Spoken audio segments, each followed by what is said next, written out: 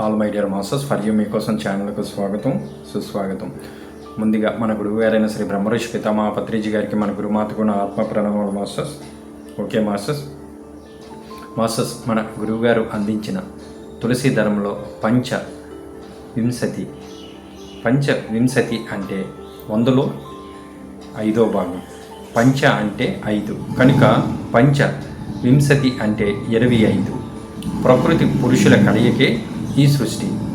25 తత్వాలతో కూడుకొని ఉంది ఈ సృష్టి. పురుషుడు అంటే మూల చైతన్యం, సకలం అంటే జీవుడు, అంటే జీవాత్మ లేక హంసాత్మ అన్నమాట. పురుషుడి యొక్క సంఖ్య 1.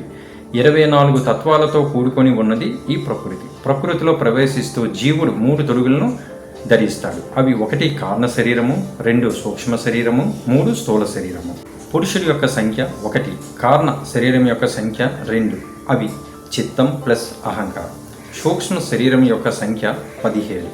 పంచ తన్మంత్రాలు, పంచ జ్ఞానేంద్రియాలు, పంచ కర్మేంద్రియాలు, మనసు, బుద్ధి. పంచ తన్మంత్రాలు అంటే పంచ మహాభూతాల యొక్క సూక్ష్మ రూపాలు. మరియు స్థూల శరీరం యొక్క సంఖ్య 5, అవే పంచ మహాభూతాలు. కనుక ఈ భౌతిక లోకంలో భౌతిక దేహదారి అయిన జీవుడి సంఖ్య 1 + 2 + 17 + 5 = 25. మనిషి భౌతిక పరంగా చనిపోయినప్పుడు అతని సంఖ్య 25 - 5 = 20 అవుతుంది.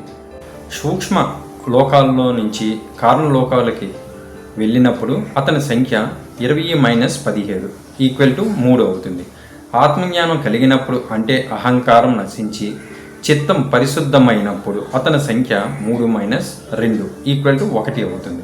అప్పుడు ఇక హాయిగా పురుషోత్తమునిగా పరమాత్ముడిగా శాశ్వతంగా విలసిల్లుతాడు.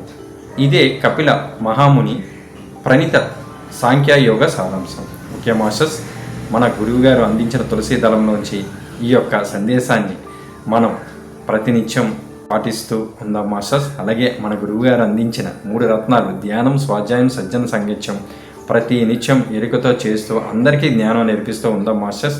అలాగే మన గురువుల యొక్క సందేశం మేరకు వైజాగ్లో కూడా మెగా పిరమిడ్ రావాలని మనం ప్రతి ఒక్కరం సంకల్పంతో ధ్యానం చేస్తూ ఉందాం masters. Thank you masters. Thank you.